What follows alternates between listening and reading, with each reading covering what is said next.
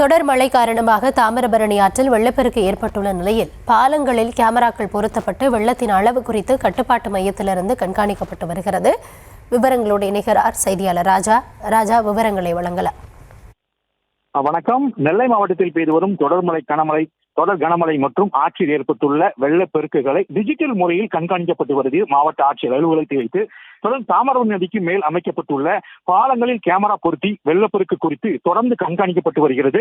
நெல்லை மாவட்டத்தில் உள்ள அனைத்து துறை சார்ந்த அதிகாரிகளும் கட்டுப்பாட்டு மையத்தில் வரவழைக்கப்பட்டு புகார்கள் உடனுக்குடன் நடவடிக்கை மேற்கொள்ளப்பட்டு வருகிறது.